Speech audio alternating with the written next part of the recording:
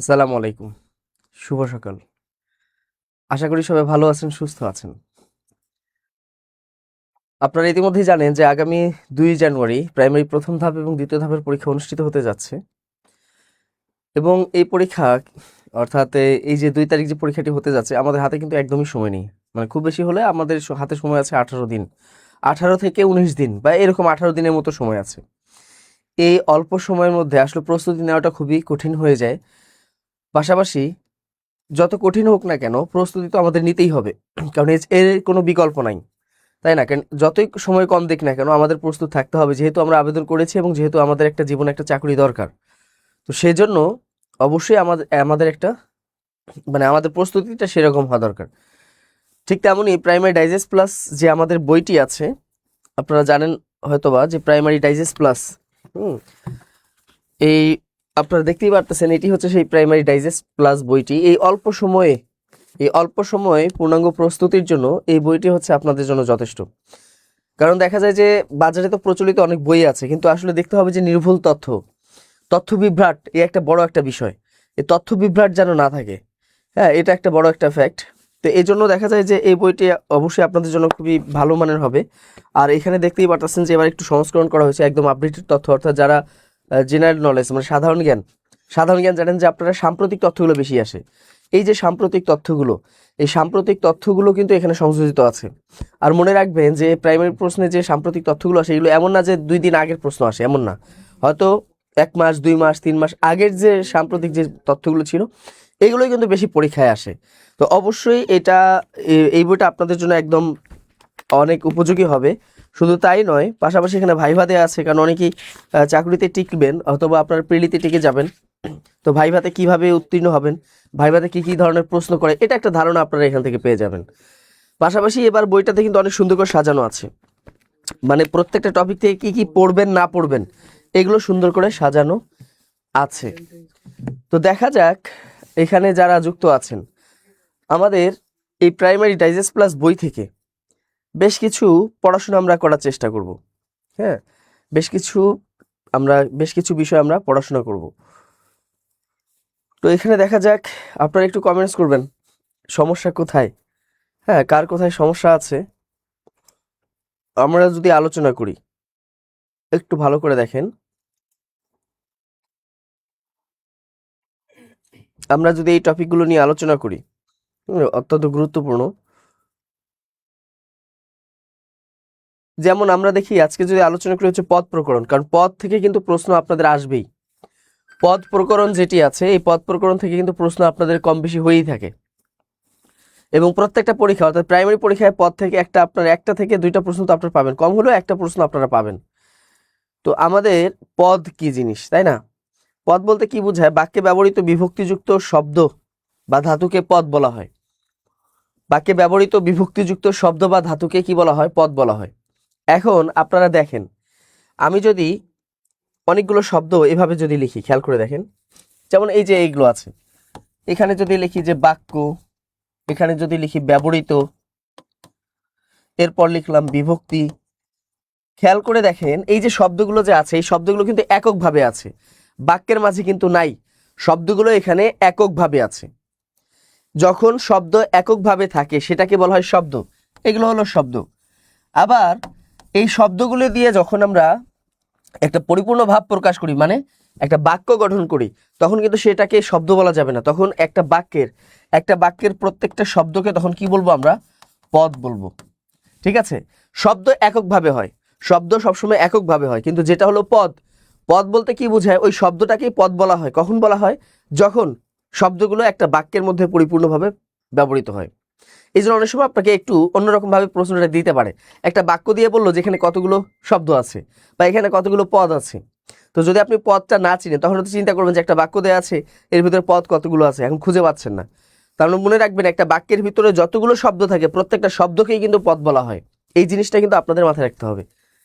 এখন পদ তো অনেক প্রকার আছে, তাই না? এর মধ্যে হচ্ছে বিশেষ্য পদ আছে। বিশেষ্য পদ একটু ভালো করে দেখেন, একটু ভালো করে আপনারা দেখবেন। আর বস্তু যেমন সবার আগে যদি আমরা দেখি যে বিশেষ্য পদ সাধারণত 6 প্রকার হয়ে থাকে সাধারণত। তো এখানে শুরুতেই যেটা আমরা দেখব, খেয়াল করে দেখেন শুরুতে কি আছে। শুরুতে হলো যেটা হলো কি নামবাচক, তাই না, যেটা হলো কি নাম বা সংজ্ঞাবাচক।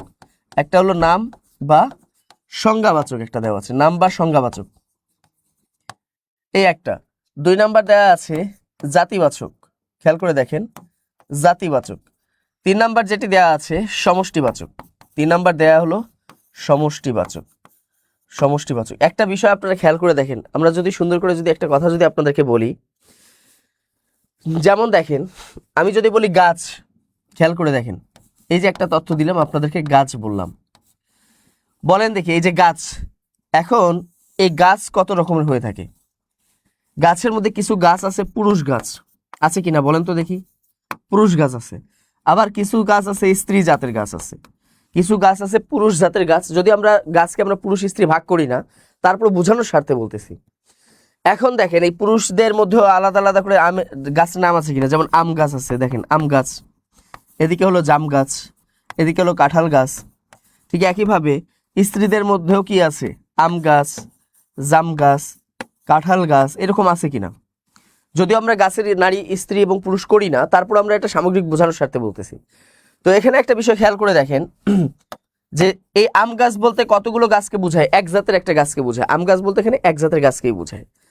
তো যদি মনে রাখবেন নাম বা সংজ্ঞাবাচক বলতে বুঝাবে শুধু একটা বুঝাবে, মানে এমন একটা নাম, এটা দ্বারা কয়টি বুঝাবে? একটি বুঝাবে, সেটাই হলো কি নাম বা সংজ্ঞাবাচক। আমি যদি আজকে যদি বলি এশিয়া, খেয়াল করে দেখেন যেমন এশিয়া, তাই না।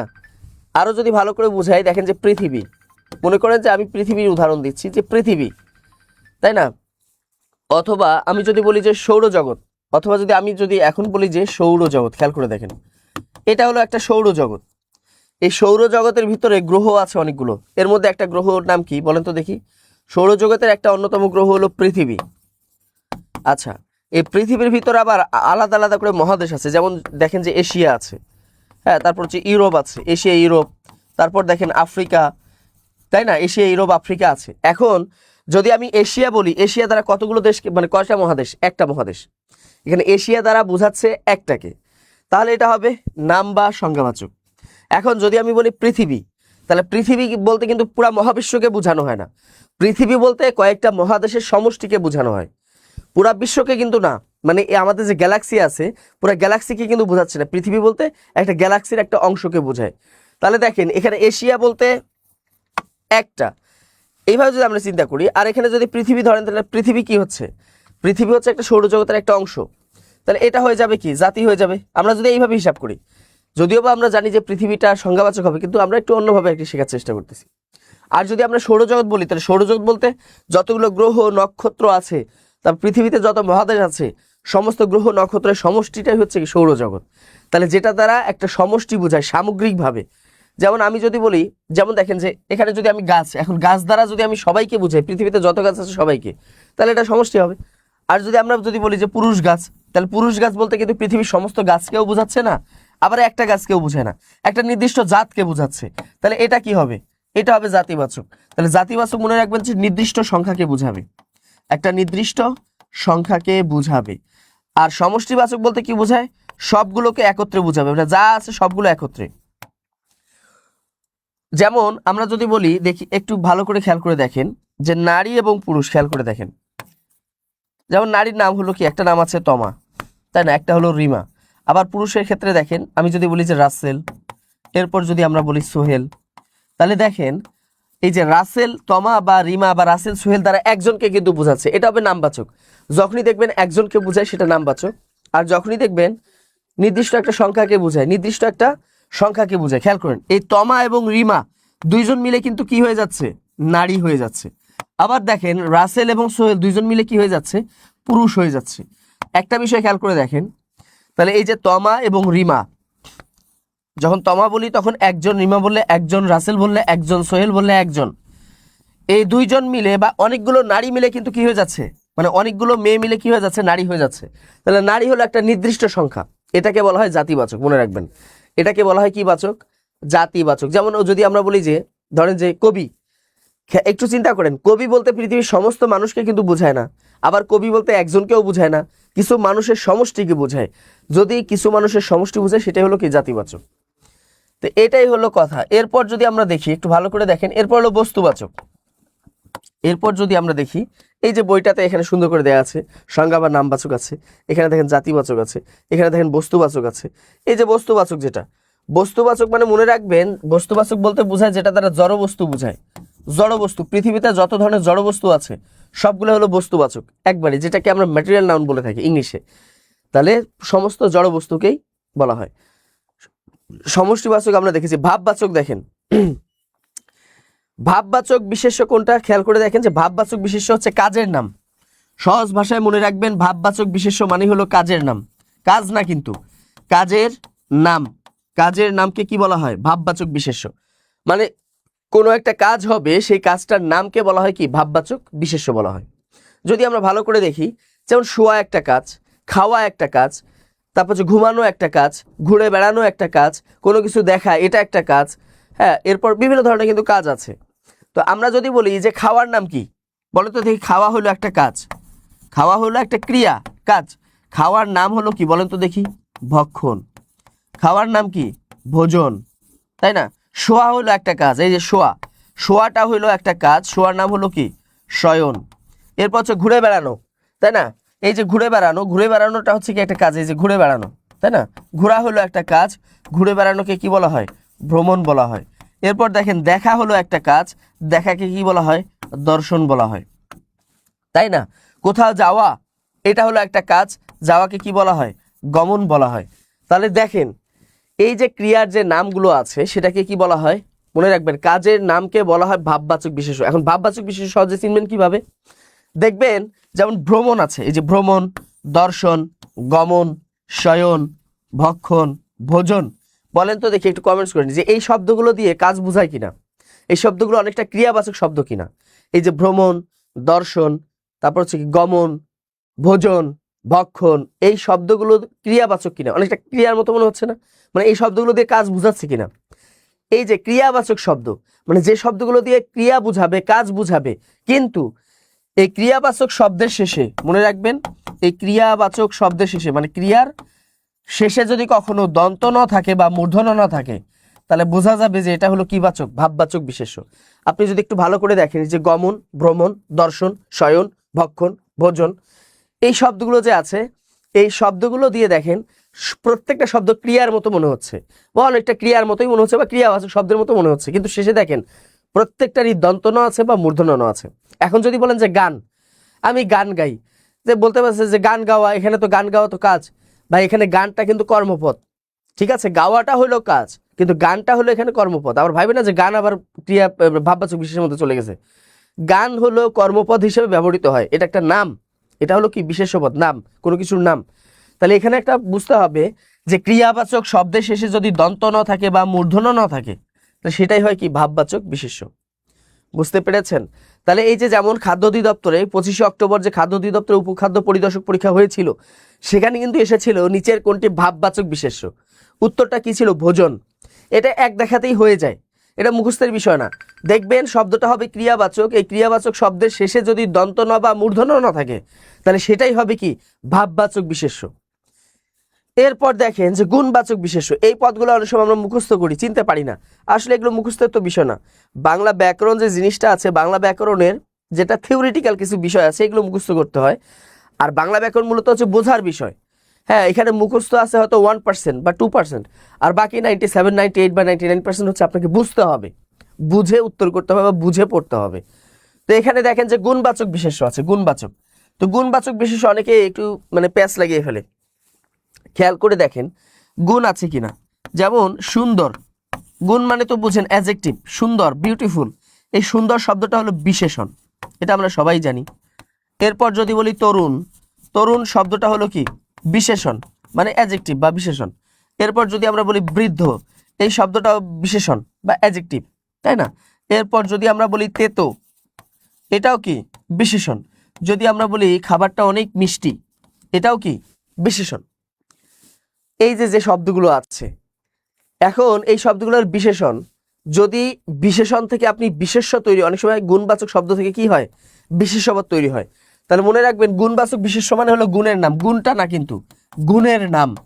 মনে রাখবেন গুণের নামকে কি বলা হয়? গুণবাচক বিশেষ্য বলা হয়, গুণের নাম। আমরা আমাদের বিভিন্ন গুণ আছে, যেমন দেখা যায় যে হ্যাঁ তরুণ ছেলেটি বা লোকটি তরুণ, এই যে তরুণ, এই তরুণটা হচ্ছে তার একটা গুণ, তাই না? বৃদ্ধ লোকটি, এই যে বৃদ্ধ হচ্ছে তার একটা গুণ, বা লোকটি বৃদ্ধ এখানে গুণ হিসাবে আসছে। তো বৃদ্ধ হওয়ার নামকে কি বলা হয়? এখন বিশেষণ পদ বিভিন্নভাবে গঠন করা যায়। যেমন দেখেন সুন্দর, তরুণ, যেমন তরুণের শেষে যদি আমরা জফলা ব্যবহার করি তাহলে কি হয়ে যায়? তরুণ্য। এবার দেখেন বিশেষ্য থেকে বিশেষণ বানানোর অনেকগুলো নিয়মের মধ্যে একটা আছে জফলা। এই যখনই জফলা যুক্ত করব তখন এই যে পূর্ব বর্ণের একটা স্বর বৃদ্ধি পায়, তটা কি হয়ে গেছে? তয়ের সাথে অ আছে, তটা হয়ে গেল তারুণ্য। তাহলে তরুণ থেকে তারুণ্য, এখন এটা কি হয়ে গেল? এই গুণবাচক বিশেষ্য হয়ে গেছে। এবার দেখেন বৃদ্ধ, বৃদ্ধটাকে আমরা কি লিখতে পারি? বৃদ্ধকে আমরা দেখেছি না বার্ধক্য লেখা যায়, দেখেন বার্ধক্য, বৃদ্ধ, এখানে একটা কার বৃদ্ধি পেয়েছে? এই যে জফলা। এবার দেখেন তেতোকে আমরা কি বলি? তিক্ততা বলি, তাই না? তেতোকে কি বলি আমরা? তিক্ততা বলি। তারপরে মিষ্টিকে কি বলি আমরা? মিষ্টতা বলি। তাহলে তা প্রত্যয় যুক্ত করেও কি করা যায়? বিশেষ্য পদ করা যায়, তাই না? তা প্রত্যয় যুক্ত করেও আমরা কি করতে পারি? বিশেষ্য পদ গঠন করতে পারি। তাহলে গুণবাচক বিশেষ্য কিভাবে চিনবে? যেমন সুন্দর, সুন্দরটাকে কি লেখা যায়? সৌন্দর্য, এই যে সৌন্দর্য শেষে রেফ দিয়ে। তাহলে গুণবাচক বিশেষ্য সহজেই চিনবেন যে শব্দটা হইতে হবে গুণবাচক, মানে অনেকটা গুণবাচক মনে হবে। সহজে বোঝার জন্য আপনাদেরকে বলতেছি, শব্দটা অনেকটা গুণবাচকের মতো হবে, মানে অ্যাডজেক্টিভের মতো দেখতে হবে। সুন্দর, সৌন্দর্য, দেখেন সৌন্দর্য বললে অনেকটা গুণ গুণ মনে হয়, এরকম গুণবাচক হবে, গুণবাচক শব্দের মতো হবে। এবং শেষ বর্ণে গুণবাচক শেষ একদম শেষ বর্ণে যদি আপনি কখনো দেখেন যে রেফ আছে, রেফ অথবা তা আছে অথবা জফলা আছে, মানে শব্দটা দ্বারা অনেকটা গুণের মতো মনে হবে, শব্দটি দ্বারা অনেকটা গুণের মতো মনে হবে। এই যে গুণের মতো মনে হবে, কিন্তু শেষে আপনাকে খেয়াল রাখতে হবে যে শেষে কি আছে, শেষের দিকে রেফ আছে কিনা, জফলা আছে কিনা, তা আছে কিনা। যদি এই চিহ্নগুলো থাকে তাহলে এটা অবশ্যই গুণবাচক বিশেষ্য হবে। ঠিক আছে? তো এখানে যারা যুক্ত আছেন আপনারা কি বুঝতে পেরেছেন? এই যে তিনটা যে বিশেষ্য পদ আছে, মানে 5-6টা যে প্রকারভেদ আছে, একটা হলো কি সংজ্ঞাবাচক, 2 নাম্বার হলো কি জাতিবাচক, সমষ্টিবাচক, বস্তুবাচক, তারপর হলো কি ভাববাচক, এবং সর্বশেষ হচ্ছে গুণবাচক। এই যে বিশেষ্য পদগুলো যেগুলো আছে এগুলো আপনাকে ক্লিয়ার, এগুলোকে মুখস্থের বিষয় না তো, এগুলো জাস্ট বোঝার বিষয়, এগুলো হচ্ছে শুধু বোঝার বিষয়। তো এই যে তথ্যগুলো দেখেন, আমি কিন্তু প্রাইমারি ডাইজেস্ট প্লাস থেকে এই বইটি, মানে প্রাইমারি ডাইজেস্ট প্লাস যে বইটি আছে সেখান থেকে কিন্তু আপনাদেরকে দেখাচ্ছি, সেখান থেকে কিন্তু আপনাদেরকে এই পড়াগুলো দেখাচ্ছি। দেখেন এখানে কত সুন্দর করে সাজানো আছে, মানে এত সুন্দর করে সাজানো আছে, বাড়তি কোনো কথা নেই। এখন বিশেষণ পদ কি? আমরা জানি যে সর্বনাম এবং বিশেষ্য পদ, সর্বনাম পদ এবং বিশেষ্য পদ অর্থাৎ নাউন এবং প্রোনাউনের যদি দোষ, গুণ, অবস্থা, সংখ্যা, পরিমাণ, পরিমাপ এগুলো প্রকাশ করে সেটা হচ্ছে বিশেষণ পদ, সেটা আমরা সবাই জানি। এই বিশেষণটা 2 প্রকার হয়, খেয়াল করে দেখবেন বিশেষণ পদটা 2 প্রকার হয়, তাই না? সামগ্রিকভাবে যে বিশেষণটা আমরা দেখেছি, এই বিশেষণ কত প্রকার হয়? 2 প্রকার হয়, 2 প্রকার। সেটা কি কি হয়? 1 নাম্বার নাম বিশেষণ, নাম বিশেষণ। আর 2 হলো কি ভাব বিশেষণ, ভাব বিশেষণ। এই ভাব বিশেষণের অপর নাম হলো ক্রিয়া বিশেষণ, যাহাই ভাব বিশেষণ উহাই কি ক্রিয়া বিশেষণ। এখন যেটা হলো নাম বিশেষণ, এটাকে আমরা ইংলিশে কি বলি? সরাসরি অ্যাডজেক্টিভ বলি। আর যেটা ভাব বিশেষণ সেটাকে আমরা কি বলি? অ্যাডভার্ব বলে থাকি, ইংলিশে মূলত অ্যাডভার্ব বলে থাকি। তো আমরা জানি সবসময়, যেটা সাধারণত দেখেছি যে অ্যাডজেক্টিভ বসে নাউনের আগে, আর অ্যাডভার্ব সাধারণত ইংলিশে বসে ভার্বের পরে বসে, আগেও বসতে পারে কার্যক্ষেত্রে, তবে অধিকাংশ সময় ভার্বের পরে বসে। কিন্তু বাংলার ক্ষেত্রে অ্যাডজেক্টিভ যেমন বিশেষ্যের আগে বসে, ঠিক তেমনি অ্যাডভার্বটাও ক্রিয়ার আগে বসে, পরে খুব কম বসে। মানে বাংলার ক্ষেত্রে অধিকাংশ ক্ষেত্রে কি বসে? অ্যাডভার্বটা ভার্বের আগে বসে। ইংলিশে দেখা যায় যে অ্যাডভার্ব ভার্বের পরে বসে সাধারণত, কিন্তু এখানে সাধারণত আগে বসে। তো এই জিনিসটা আপনারা মনে রাখবেন। তো নাম বিশেষণ কোনটা? পরীক্ষা আসতে পারে যে এটা, যেমন নাম বিশেষণ কোনটা? আমরা যদি এখন বলি চলন্ত মানুষ, খেয়াল করেন চলন্ত মানুষ, তাই না? এই যে চলন্ত মানুষ। আবার যদি আমরা বলি চলন্ত মানুষ, আর এদিকে যদি আমরা বলে থাকি যে দ্রুত হাঁটা, খেয়াল করে দেখেন দ্রুত হাঁটা। অথবা একই ধরনের যদি আমরা বলে থাকি যে দ্রুত গতির মানুষ, এই যে দ্রুত গতির কি মানুষ। আবার যদি আমরা বলে থাকি একই কথা, দ্রুত গতির হাঁটা, খেয়াল করে দেখেন দ্রুত গতির হাঁটা, তাহলে দেখেন এখানে মানুষ যেটা আছে এটা তো আমরা জানি বিশেষ্য পদ নাউন, আর হাঁটা, হাঁটা তো ক্রিয়াপদ, এটা হচ্ছে ভার্ব। তাহলে মানুষ হচ্ছে এখানে কি বিশেষ্য পদ বা নাউন, আর এখানে হাঁটাটা হচ্ছে কি ক্রিয়াপদ মানে ভার্ব। খেয়াল করে দেখেন এই যে চলন্ত, এটা দেখেন বিশেষণ কিনা, এটা একটা অ্যাডজেক্টিভ না চলন্ত, মানে এটা অবস্থা বুঝিয়েছে যে চলন্ত মানুষ। আমি বলেছিলাম যেটা দ্বারা বিশেষ সর্বনাম পদে দোষ গুণ পরিমাণ পরিমাপ সংখ্যা বুঝায়, সেটাই হলো কি বিশেষণ। দোষ গুণ পরিমাণ পরিমাপ সংখ্যা অবস্থা, চলন্ত দ্বারা কি বুঝাচ্ছে, তার অবস্থা বুঝাচ্ছে, সে এখন কোন অবস্থায় আছে, চলার উপরে আছে। চলন্ত মানে কি, সে এখন চলার উপরে আছে। তার এখানে দেখেন এটা দ্বারা অবস্থা বুঝাচ্ছে। এখন দেখেন এইটা যেটা দ্বারা অবস্থা বোঝায় এটা হলো অ্যাডজেক্টিভ। এখন এই অ্যাডজেক্টিভটা বসছে কার সামনে, মানুষের সামনে, তাহলে মানুষ এখানে নাউন। তার মানে দেখবেন যদি বিশেষ্যের আগে যদি কি বসে, বিশেষণ বসে, সেই বিশেষণটার নাম হলো কি নাম বিশেষণ। আর এখানে দেখেন আমি বলেছিলাম দ্রুত হাঁটা, খেয়াল করে দেখেন দ্রুত হাঁটা, এই হাঁটাটা হলো ভার্ব বা ক্রিয়া, ক্রিয়ার সামনে একটা শব্দ বসেছে সেটা হলো দ্রুত, এটা হলো ক্রিয়া বিশেষণ। মানে ক্রিয়ার আগে যদি কোনো বিশেষণ বসে সেটাকে বলে ক্রিয়া বিশেষণ, আর যদি নামের আগে যদি কোনো বিশেষণ বসে তাহলে সেটাকে বলে নাম বিশেষণ। তো এই জিনিসটা কিন্তু আপনারা ক্লিয়ার ধারণা থাকতে হবে। তো এখানে দেখেন যে মানুষ, এখানে দেখেন মানুষ, দ্রুত গতির মানুষ, এখন দ্রুত গতি এটা একটা বিশেষণ পদ, দ্রুত গতি এটাও একটা বিশেষণ, কিন্তু একই ধরনের বিশেষণ একটা বসছে কিসের আগে, নামের আগে মানে বিশেষ্য পদের আগে, আর একটা বসছে হাঁটা ক্রিয়াপদের আগে। তাহলে ক্রিয়ার আগে যে বিশেষণটা বসে সেটার নাম ভাব বিশেষণ বা ক্রিয়া বিশেষণ বা ইংলিশে বলা হয় অ্যাডভার্ব। আর যদি দেখেন যে নামের আগে যে বিশেষণটা বসে সেটাকে কি বলা হয়, নাম বিশেষণ। তো এই জিনিসটা আপনাদের ক্লিয়ার ধারণা থাকতে হবে। এখন নাম বিশেষণ অনেকগুলো প্রকারভেদ আছে, এগুলো ধারাবাহিকভাবে আপনারা পড়বেন এবং এখানে বাছাই করে দেওয়া আছে। যেমন দেখেন নীল আকাশ, সবুজ মাঠ, এই যে দেখেন আকাশ। নাম বিশেষণের অনেকগুলো প্রকার আছে। এই নাম বিশেষণ আছে রূপবাচক, গুণবাচক, অবস্থাবাচক, সংখ্যাবাচক, ক্রমবাচক, পরিমাণবাচক, অংশবাচক, এভাবে অনেকগুলো প্রকারভেদ আছে। নাম বিশেষণের বৈশিষ্ট্য হচ্ছে নামের আগে বসবে। এখানে দেখেন প্রত্যেকটাই নাম, আকাশ, মাঠ, কালো মেঘ। তারপর দেখেন লোক, এটা একটা নাম, কারিগর একটা নাম, মাছ একটা নাম, ছেলে একটা নাম, পা একটা নাম। তারপর দেখেন সবগুলো কিন্তু একটা নাম, নামের আগে বসেছে। রূপবাচক মনে রাখবেন যতগুলো রং আছে, ঠিক আছে, রঙের নাম, আমাদের প্রকৃতিতে যতগুলো রং আছে প্রত্যেকটা রঙের নামই হয়ে যায় কি রূপবাচক বিশেষণ, মনে রাখবেন। আর রঙের নামগুলো অটোমেটিক রূপবাচক বিশেষণ হয়। মানে এটা যেমন আমি যদি বলি কালো পাখি, তাই না, লাল আকাশ, লাল সূর্য, এটা স্বয়ংক্রিয়ভাবে কি হয়ে যায়, বিশেষণ হয়ে যায়। যেমন লাল, নীল, সবুজ, হলুদ, এগুলো হচ্ছে একটা নাম, একটা রঙের নাম। এগুলো যদিও নাউন, আমরা জানি যে দুইটা নাউন পাশাপাশি বসলে প্রথম নাউন কি হয়ে যায়, স্বয়ংক্রিয়ভাবে অ্যাডজেক্টিভ হয়ে যায়। বাংলার ক্ষেত্রেও তাই, দুইটা বিশেষ্য পদ যদি একসাথে বসে তাহলে কি হয়ে যায়, একটা স্বয়ংক্রিয়ভাবে একটা বিশেষণ হয়ে যায়। তো এই জিনিসটা হচ্ছে আপনাদের মনে রাখতে হবে, ঠিক আছে। যেমন দেখেন নীল আকাশ, তাহলে নীল, এই নীলটা দেখেন একটা রঙের নাম, এটা কি হয়ে গেল রূপবাচক বিশেষণ। সবুজ মাঠ, এই যে সবুজ, তারপর কালো মেঘ, এগুলো হচ্ছে রূপবাচক বিশেষণ। গুণবাচক, সেই শব্দটা দিয়ে যদি গুণ বোঝায় এবং নামের আগে বসে, যেমন চৌকস, চৌকস বলতে কি বোঝায়, চালাক, দক্ষ, এটা কিন্তু তার গুণ বোঝাচ্ছে। দক্ষ শ্রমিক, অদক্ষ শ্রমিক, দক্ষ কারিগর, অদক্ষ কারিগর, শিক্ষিত কারিগর, অশিক্ষিত কারিগর, নিরক্ষর কারিগর, এরকম হতে পারে না। তাহলে এগুলো দ্বারা কি বোঝাচ্ছে, গুণ বোঝাচ্ছে, এই জন্য এটা কি হবে গুণবাচক। আর একটা হলো অবস্থাবাচক।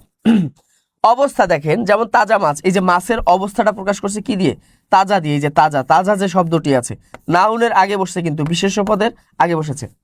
এখানে তাজাটা কিন্তু তার দোষ গুণ না, তাজা হচ্ছে তার অবস্থা, অবস্থা হচ্ছে চেঞ্জেবল, অবস্থা সবসময় এটা কি হয়, চেঞ্জ হতে পারে। তাজা মাছ, তাজা মাছ একটু পরে মরে যাবে। যদি বলি মরা মাছ, এটা দ্বারা তার অবস্থা বোঝাচ্ছে। এরপর হলো কি মাছ, ভাজা মাছ, এটা দ্বারা তার অবস্থা বোঝাচ্ছে। ভাজার পর কি হয়ে যাবে, আমরা এটাকে খেয়ে ফেলবো, তাই না, খাওয়া মাছ, এটা দ্বারা তার অবস্থা বোঝাচ্ছে। এবার দেখেন রোগা ছেলে, এই রোগা কিন্তু তার দোষগুণ না, রোগা হচ্ছে তার অবস্থা, রোগা ছেলে, শুকনো ছেলে। এরপর দেখেন খোড়া পাই, খোড়াটা হলো তার অবস্থা, এগুলো হচ্ছে গুণবাচক। এরপর যেমন আছে সংখ্যাবাচক, সংখ্যাবাচক মনে রাখবেন যতগুলো সংখ্যা আছে সেটা গাণিতিক সংখ্যা হোক, মনে করেন যতগুলো সংখ্যা আছে যেমন 100, অথবা এটা লিখিত আকারে মানে কথায় হোক অথবা সংখ্যায় হোক অথবা কথায় হোক, সংখ্যা যেভাবেই থাক না কেন সংখ্যাগুলো সবসময় কি হয়, বিশেষণ হয়। এবং এটা 4 ধরনের বিশেষণ হতে পারে, কখনো সংখ্যাবাচক হয়, অংশবাচক, পরিমাণবাচক, গণনা, বিভিন্ন ধরনের হতে পারে। তাহলে মনে রাখবেন সংখ্যা সবসময় বিশেষণ পদ হয়। হ্যাঁ, এটা আপনারা মনে রাখবেন যে সংখ্যা কখনো একা আসতে পারে। যেমন 100 টাকা, এই যে আমি যে বললাম 100 টাকা, হ্যাঁ 100 একটা সংখ্যার নাম, এটা বিশেষ, কিন্তু টাকার আগে তো বসছে। সংখ্যাগুলো তার একা আসতে পারে না। আমরা যেমন কতজন লোককে দেখেছি, 50 জন লোক দেখেছি। এই যে 50 জন লোক, এই 50টা কি হবে, এখানে সংখ্যা হবে, সংখ্যাবাচক বিশেষণ। যেমন এখানে দেখেন 1000 লোক, লোকটা হলো নাউন, হাজার বলতে কতগুলো বোঝায়, 1000। এর বলো দশা, দশাটা হলো নাউন, বলেছে 10 দশা। এই 10, এই সংখ্যাগুলো কি হয়, বিশেষণ হয়, কারণ এগুলো সাধারণত মানে বিশেষ পদের আগে বসে। এরপর যেমন আছে বলেছি 100 টাকা, এই যে স যে শব্দটা আছে এটা হলো বিশেষণ পদ। আমি বলেছিলাম যে যে কোনো সংখ্যা কি হয়, বিশেষণ পদ হয়।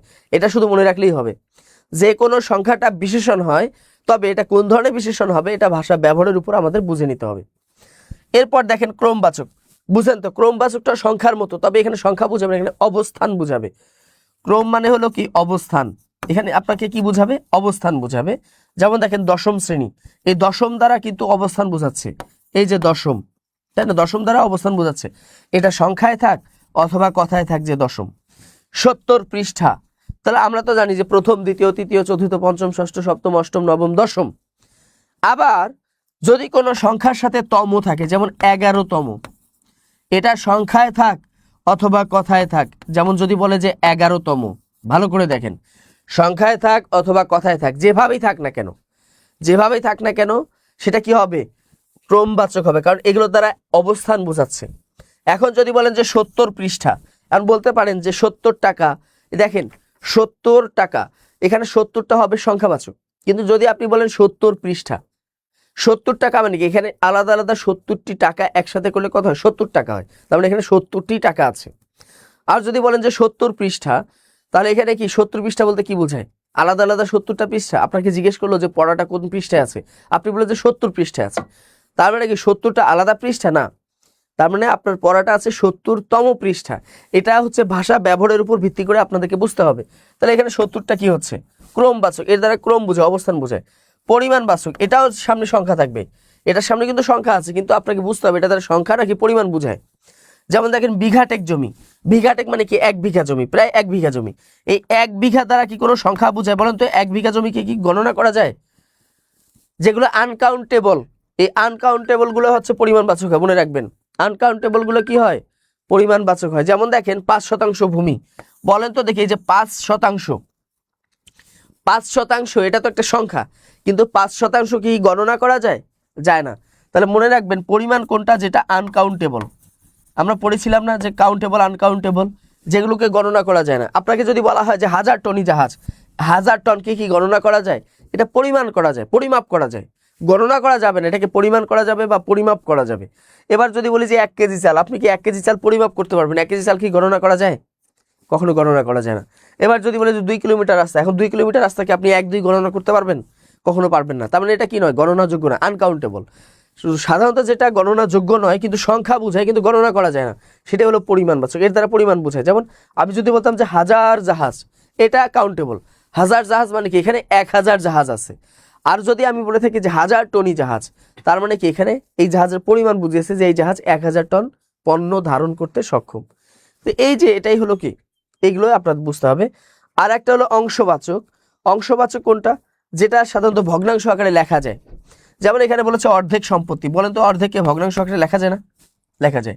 16 আনা দখল, 16 আনা দখল মানে কি, 100 আনা 16 আনা দখল, মানে 116 আনা আমি দখল করেছি। সিকিপথ, সিকিপথ মানে কি, 4-এর 1 ভাগ পথ। আমরা জানি যে 25 পয়সাকে সিকি পয়সা বলা হতো, অর্থাৎ 100 ভাগের 25 ভাগকে বলা হয় কি, সিকি। 100-এর 25 ভাগকে বলা হয় সিকি। সিকিপথ মানে কি, 4-এর 1 ভাগ, ভাগ করলে তো হয়ে যায় 4-এর 1, তাহলে 4-এর 1 অংশ কি বলা, সিকি বলা হয়। এই যে এগুলোকে ভগ্নাংশ করা যাবে, তাহলে ভগ্নাংশ হলেই অংশবাচক হবে। উপাদানবাচক আছে, উপাদান, যেটা দ্বারা উপাদান বুঝায়, উপাদান। যেমন দেখেন, আবার দেখেন সবগুলো কিন্তু নাউনের আগে বসছে, যেমন সম্পত্তি, কলসি, মূর্তি, এই নামবাচক বিশেষ্যগুলো নামের আগে বসবে। এ বেলে মানে কি, বেলে মানে কি, এখানে একটু বালু মিশ্রণ আছে, বালু বালু, এই মাটিটার মধ্যে একটু বালুর উপাদান আছে। তো এই যে যখন আমরা বেলে মাটি বলি, এই বেলেটা এখানে কি, তাই না, এই বেলেটা হচ্ছে এখানে উপাদান, এখানে উপাদান হিসেবে এসেছে। এবার যেমন মেটে কলসি মানে মাটি দিয়ে তৈরি কলসি, মেটে দ্বারা এখানে এই কলসিটা কি দিয়ে তৈরি, মাটি দিয়ে তৈরি। বেলে মাটি, কি মাটি, বেলে মাটি, এই যে কি দিয়ে প্রশ্ন করলে কিন্তু এখানে পেয়ে যাবেন উপাদানগুলো। পাথুরে মূর্তি, কিসের মূর্তি, কি বা কিসের কি দিয়ে, এগুলো প্রশ্নগুলো এখানে পেয়ে যাবেন। কিসের মূর্তি, মাটির মূর্তি বা পাথুরে মূর্তি, এই যে পাথর হচ্ছে এখানে উপাদান। এবার দেখেন প্রশ্ন আছে, প্রশ্নবাচক বিশেষণ। খেয়াল করে দেখেন আমরা যে ডাব্লিউএস গুলো ছোটবেলায় পড়েছি, ডাব্লিউএস বুঝেন তো, হোয়েন, হোয়ার, হুইজ, হাউ, তাই না, হট, এই যে ডাব্লিউএস গুলো আছে এগুলোর বাংলা দিয়ে, এগুলোর যে বাংলা আছে যেমন হু এর বাংলা কি, কে। তো এই ডাব্লিউএস এর বাংলাগুলো যেমন ইংলিশে এগুলোকে ডাব্লিউএস বলা হয়, ইংলিশে এভাবে ব্যবহার হয়, বাংলার ক্ষেত্রে কিন্তু এই ডাব্লিউএস এর অর্থগুলো কিন্তু আমরা প্রশ্নের ক্ষেত্রে ব্যবহার করি। কিন্তু মনে রাখবেন, যেমন আপনি যদি একজনকে বলেন কেমন অবস্থা, প্রশ্ন করেছেন যে কেমন অবস্থা, এই যে কেমনটা কিন্তু ডাব্লিউএস বা প্রশ্ন করার ক্ষেত্রে ব্যবহার করা হয়। আবারও যদি তাকে প্রশ্ন করেন যে অবস্থা কেমন, দুইভাবেই প্রশ্ন করা যায় কিনা।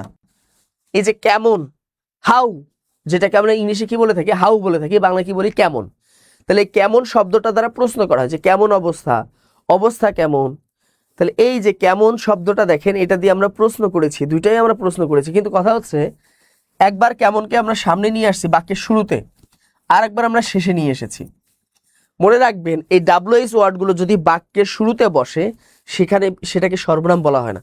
আপনারা জানেন যে ডাব্লিউএস ওয়ার্ডগুলো দুই ধরনের হয়, যেমন একটা রিলেটিভ আছে প্রোনাউন, আবার একটা কি আছে, রিফ্লেক্সিভ আছে। বাংলার ক্ষেত্রেও কিন্তু এরকম আছে, একটা হলো প্রশ্নবাচক আর একটা হলো সংযোগ জ্ঞাপক, তাই না। এই যে কে, কি, কেন, কোথায়, কিভাবে, কাকে, এগুলোকে প্রশ্নবাচক সর্বনামও বলা হয়, আবার কি সংযোগ জ্ঞাপক সর্বনামও বলা হয়ে থাকে। এই সর্বনাম পদগুলো কখনো কখনো বিশেষণ হতে পারে, কখনো হয় যখন বাক্যের শুরুতে বসে। যেমন আমরা যদি বলি কি তোমার নাম, খেয়াল করে দেখেন আমরা ওই সময় বলি না যে বাবু কি তোমার নাম। আবার যদি বলি যে তোমার নাম কি, কি তোমার নাম, আবার যদি বলি কি তোমার নাম কি, খেয়াল করে দেখেন এখানে কি কিন্তু শুরুতে লিখছি আর এখানে কিটা শেষে লিখেছি। মনে রাখবেন প্রশ্ন করার ক্ষেত্রে এই ডাব্লিউএস গুলো যদি বাক্যের শুরুতে বসে তাহলে এটার নাম হলো বিশেষণ, এটাকে সর্বনাম বলবো না, এটাকে বিশেষণ বলবো। আর যদি মাঝে বা শেষে বসে সেটা হয়ে যায় সর্বনাম। বুঝতে পেরেছেন? ঠিক আছে, সেটা হয়ে যায় সর্বনাম। আর দুইটা বাক্যের মাঝে যদি বসে, স্বতন্ত্র বাক্যের মাঝে, সেটাকে আমরা সংযোগ জ্ঞাপক সর্বনাম বলবো। তো এগুলো হচ্ছে সুন্দর করে পড়বেন। আর হচ্ছে নির্দিষ্টতা জ্ঞাপক আছে, যেমন দেখেন নির্দিষ্টতা জ্ঞাপক, এগুলো হচ্ছে নির্দিষ্ট, এই সেই 26-এ। মনে রাখবেন কোনো সংখ্যার সাথে যদি সে থাকে, কোনো সংখ্যার সাথে যদি সে থাকে অথবা ই থাকে তাহলে এটা কি হবে, এটা হয়ে যাবে নির্দিষ্টতা জ্ঞাপক। যেমন দেখেন 5ই মে, খেয়াল করে দেখেন 5ই মে, 16ই ডিসেম্বর, খেয়াল করে দেখেন 16ই ডিসেম্বর। আবার থাকতে পারে 31শে আগস্ট, এই যে 31শে দেখেন সে আছে। এখন এটা সংখ্যায় থাক অথবা যদি কথায় থাকে যে 31, এভাবে কথায়ও থাকে 31শে জানুয়ারি, 31শে জানুয়ারি। তাহলে কোনো সংখ্যার সাথে যদি সে অথবা রস্যই থাকে তাহলে এটা বুঝবেন 100%, সেটা কথায় লেখা থাক অথবা অঙ্কে লেখা থাক, যেভাবে লেখা থাকে না, তাহলে বুঝবেন আপনারা যে এটা হলো কি, হ্যাঁ। তাহলে এই যে নির্দিষ্টতা জ্ঞাপক, তাহলে এইভাবে কিন্তু আপনারা এখানে কি করতে হবে, পড়াশোনা করতে হবে। দেখেন এখানে কত সুন্দর করে সাজানো আছে, তাই না। এবং যে উদাহরণগুলো পরীক্ষা আসার মতো সেই উদাহরণগুলো কিন্তু এখানে দেওয়া আছে। এবং আপনারা যদি ভালো করে দেখেন বিগত সালের প্রশ্নগুলো, তাহলে দেখবেন এই বিশেষণ পদ থেকে যে প্রশ্নগুলো এসেছে এখানকার প্রত্যেকটা তথ্যই কোনো না কোনো পরীক্ষা কিন্তু এসেছে। ওই বিগত সালে যেগুলো তথ্য এসেছে সেই তথ্যগুলো কিন্তু এখানে সাজানো আছে। এই তথ্যগুলো পাবেন হচ্ছে আপনারা এই যে প্রাইমারি ডাইজেস্ট প্লাস যে বইটি আছে। এই অল্প সময়ের ভিতরে আপনাকে প্রস্তুতি দিতে হবে গুছিয়ে। এই শেষ সময় কিন্তু আপনি যদি এখন মুখস্থের উপর বেশি নির্ভর করেন তাহলে কিন্তু পরীক্ষায় চান্স পাওয়াটা, মানে আপনার চাকরি হওয়াটা খুবই কঠিন হয়ে যাবে। এই জন্য এই শেষ সময় আপনাকে রিভাইজ দিতে হবে, মানে বুঝে বুঝে পড়তে হবে আপনাকে। টোটাল কথা হচ্ছে আপনাকে বুঝে বুঝে পড়তে হবে। এই বুঝে বুঝে পড়ার জন্য, অল্প পড়ে অধিক নম্বর ওঠানোর জন্য আমি মনে করি যে প্রাইমারি ডাইজেস্ট প্লাস যে বইটি আছে এই বইটা আপনারা দেখতে পারেন। ঠিক আছে, আপনাদের যারা ছোট ভাই বোন আছে এটা আপনারা দেখতে পারেন যে এই বইটার ভিতরে আসলে এত সুন্দর করে সাজানো আছে কিনা। এই তথ্যগুলো কিন্তু এখানে সুন্দর করে সাজানো আছে। পাশাপাশি মানে এটা পড়লেই যথেষ্ট, কারণ কি এখানে যে প্রশ্নগুলো বাছাই করা আছে বিগত সালে প্রাইমারি সকল প্রশ্ন কিন্তু এখানে সংযোজন করা আছে। বিসিএস এর প্রশ্নগুলো সুন্দর করে সাজানো আছে। এরপর দেখেন একদম বাছাই করে এখানে দেখেন, যেমন এখানে প্রিপোজিশনের ব্যবহারগুলো বেশ কিছু প্রশ্ন বাছাই করে দেওয়া আছে। তাহলে এই বইটা যদি আপনি ভালো করে এই 20-22টা দিন, এই 17-18 দিন বা যেটাই বলি না কেন আমরা, মানে মোটামুটি কতদিন, 17-18 দিন সময় আছে, এই কয়েকটা দিন যদি আপনি এই বইটা একটু গুছিয়ে পড়তে পারেন, হ্যাঁ, বা যাদের পড়া আছে একটু রিভাইজ দিতে পারেন, তাহলে আমি মনে করি যে ইনশাল্লাহ আপনি যদি এটাকে যদি ধারণ করতে পারেন তাহলে আশা করা যায় আপনি সফলতা অর্জন করতে পারবেন। তো এই বইটা সংগ্রহ করতে পারবেন আপনারা। এই বইটার দাম রাখা হয়েছে, একটু মূল্য রাখা হয়েছে 530 টাকা। তো আপনারা জানেন যে অনেকে এর আগে সংস্করণটা নিয়েছেন, সমস্যা নেই। আগের যারা সংস্করণ নিয়েছেন এটাতে কোনো সমস্যা নেই, ঠিক আছে, তারা তো নিয়েছেন। আর নতুন করে যারা নিতে চান তারা আমাদের বইবাড়ি.com নামে একটা ওয়েবসাইট আছে, দেখেন বইবাড়ি, বইবাড়ি, এই যে বইবাড়ি.com, এখানে প্রবেশ করে এই বইটা আপনি অর্ডার করে দিতে পারবেন, ঠিক আছে। বইবাড়ি.com, এখানে প্রবেশ করে আপনি বইটা অর্ডার করে দিতে পারবেন। আর এটার প্রাইস রাখা হয়েছে 530 টাকা।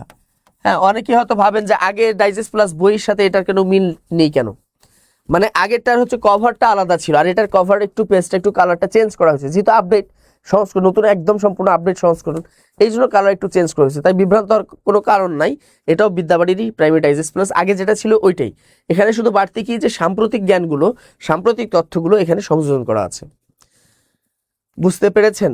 তো আমি মনে করি যে এই 17-18 দিন সময়টা অপচয় না করে, আপনাদেরকে বারবার কিন্তু বলতাম, যখনই লাইভে আসতাম আপনাদেরকে বারবার বলেছি, ইভেন বিদ্যাবাড়ি থেকে যে কোনো স্যার লাইভে আসলেই আপনাদেরকে তাগাদা দিয়েছে, সবসময় তাগাদা দিয়েছে, প্রত্যেক স্যারই, আমাদের যারা শ্রদ্ধেয় স্যারেরা আছেন সবাই কিন্তু আপনাদেরকে কি করেছে, জোর দিয়েছিল যে প্রাইমারি পরীক্ষা হবে, জানুয়ারিতে হবে, হওয়ার সম্ভাবনা অনেক বেশি।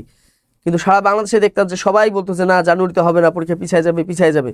কিন্তু দেখেন জানুয়ারিতে কিন্তু পরীক্ষা হচ্ছে, এবং শুধু হচ্ছে না, প্রথম এবং দ্বিতীয় ধাপ দুইটাই হচ্ছে। তো এইভাবে যদি আমরা আপনাদেরকে উদ্বুদ্ধ না করতাম, সবসময় যদি চাপে না রাখতাম, তাহলে আপনারা কিন্তু একটু ঢিলেমি শুরু করতেন, তাই না? এই জন্য যখনই আসলে আমরা আপনাদেরকে অথেন্টিক তথ্যগুলো দেওয়ার চেষ্টা করি সবসময়, বিশেষ করে বিদ্যাবাড়ি থেকে যে তথ্যগুলো দেওয়া হয় খুবই চিন্তা ভাবনা করে দেওয়া হয়, হুটহাট কোনো তথ্য দেওয়া হয় না আপনাদেরকে, অনেক কিছু গভীর চিন্তা ভাবনা করে। এবং পার্সোনালি আমিও আপনাদেরকে যে তথ্যগুলো দেই সেটা খুবই চিন্তা ভাবনা করে দেওয়ার চেষ্টা করি, যাতে করে এটা যেন হয়। তো এই জন্য শেষ মুহূর্তে আপনাদেরকে প্রস্তুত হইতে হবে, এর কোনো বিকল্প নাই। এই মুহূর্তে হচ্ছে কোনো দিকে কান দেওয়ার কোনো প্রয়োজন নাই। সুন্দর করে একটা বই নিয়ে, এমন একটা বই যেখানে সবগুলো সাবজেক্টের টপিকগুলো আছে, শুধু আপনারা এই মুহূর্তে রিডিং পড়বেন। এই মুহূর্তে কিন্তু শেষ মুহূর্তে গিয়ে আপনাদের মুখস্থ করা কিন্তু সময় নেই। এখন এই মুহূর্তে গিয়ে 17-18 দিন যদি আপনি মুখস্থ করতে যান, তাহলে সব কিছু কিন্তু গুলিয়ে ফেলবেন। এই জন্য এই কয়টা দিন আপনি কি বুঝে বুঝে পড়বেন। এই যে আমি যেভাবে পড়লাম এইভাবে বুঝে বুঝে পড়ে যাবেন, রিভাইজ দিয়ে যাবেন, এই আকারে আপনাকে পড়তে হবে।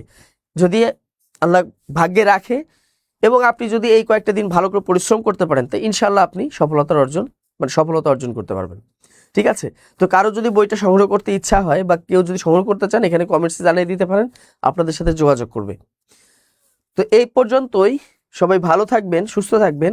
আর একটা বিষয় হলো যে আমাদের প্রাইমারি যে ডাইজেস্ট প্লাস যে বইটি আছে, এই বইটি সংগ্রহ করে সামনে যারা নিবন্ধন পরীক্ষা দিবেন তাদের জন্য এই বইটা সহায়ক হতে পারে। কারণ এখন খেয়াল করে দেখেন যে এই বাংলা ভাষা সাহিত্য সম্পর্কে যেটা আছে, বাংলা ব্যাকরণ তো সকল চাকরি পরীক্ষার ক্ষেত্রে একই, বাংলা ব্যাকরণ তো হচ্ছে কি সকল চাকরি পরীক্ষার ক্ষেত্রে একই। তো এই যে বিষয়গুলো, এই জন্য আপনারা একটু এই ব্যাকরণ তো একই, সকল চাকরির ক্ষেত্রে একই, তো এই জন্য এখান থেকে পড়লেই হয়ে যায়। তো এই হলো কথা। তো আমি আবারও আপনাদেরকে বলি যে শেষ মুহূর্তে মুখস্থ করতে যাবেন না, দয়া করে শেষ মুহূর্তে গিয়ে পুরো সিলেবাসটা শুধু রিভাইজ দিয়ে যাবেন, রিডিং পড়ে যাবেন, বুঝে বুঝে পড়বেন। পড়বেন কিভাবে, অনেকে আছে হজবড়া না, মানে জানলা দরজা বন্ধ করবেন, জানালা দরজা বাসায় সবাইকে বলে দিবেন, আপনি মেসে থাকেন, বাসায় থাকেন, যেখানে থাকেন, সবাইকে বলবেন যে আমি এই 17-18 দিন হচ্ছে ইতিকাফে বসবো। এখন আমি যদি বলি যারা এখানে আছেন, আমি যদি কোনো কাজ না থাকে তাহলে ইতিকাফে বসেন। ইতিকাফ চিনেন? না চিনলে মনে রাখবেন, মানে একটা ঘরে হ্যাঁ বসে যাবেন, বেশি না 5 ওয়াক্ত নামাজ পড়বেন, আর কিছু করতে হবে না, 5 ওয়াক্ত নামাজ পড়বেন আর সারাক্ষণ শুধু বই পড়বেন। আপনাকে কেউ ডিস্টার্ব করবে না, কেউ ঝামেলা করবে না। যে সবাই বলো যে ইতিকাফে আছে, আর ইতিকাফে বসলে কি হয়ে যায়, কেউ যদি ইতিকাফ করে তাহলে তাকে কেউ ডিস্টার্ব করে না, সাধারণত সেও বাইরে বের হয় না। তো আপনারা এই 17-18 দিন মনে করেন যে ইতিকাফে বসবেন, প্রাইমারি ডাইজেস্ট প্লাস বইটা নেবেন, ইতিকাফে বসে, ঠিক আছে, বসে কি করবেন, পড়াশোনা শুরু করে দিবেন। মানে ইতিকাফ মানে এর মানে না যে আপনাকে করতে হবে, আমি এর দ্বারা এটাই বুঝাচ্ছি যে মানুষ ইতিকাফ যেভাবে করে রমজান মাসে, আপনার পড়াশোনাটা হবে এই 17-18 দিন ঠিক ওই রকম, সব কিছু দরজা জানলা বন্ধ করে বইটা নিয়ে শুধু বুঝে বুঝে পড়ে যাবেন, আর কোনো দরকার নেই। হ্যাঁ, মস্তিষ্ক ঠান্ডা রেখে বুঝে বুঝে শুধু পড়বেন, এই হলো কথা। আর যা এর আগে যা মুখস্থ করছেন, যা পড়েছেন সেটা তো পড়েছেন, নতুন করে আর কোনো কিছু পড়ার দরকার নেই, শুধু বুঝে বুঝে শুধু রিভাইজ দিয়ে যাবেন, এটাই আপনার জন্য কাজে লাগবে। আচ্ছা, দ্রুততার সময়ে আপনারা পেয়ে যাবেন, কৃষ্ণ রায় বলেছেন আপনারা দ্রুততার সময়ের মধ্যে, কারণ আমাদের এই সময় যেহেতু পরীক্ষার খুব একটা সময় নাই, অর্ডার করলে খুব দ্রুত সময়ের মধ্যে আপনাদেরকে পাঠায় দেওয়ার ব্যবস্থা করা হয়। তো এই পর্যন্তই, সবাই ভালো থাকবেন, সুস্থ থাকবেন, আর বিদ্যাবাড়ির সাথেই থাকবেন। বিদ্যাবাড়ি সবসময় চায় আপনার জন্য সঠিক তথ্য পেয়ে আপনাদের চাকুরির প্রস্তুতিটাকে আরো বেশি মজবুত এবং জোরালো করতে পারেন। তো সবাই ভালো থাকবেন, সুস্থ থাকবেন। আসসালামু আলাইকুম।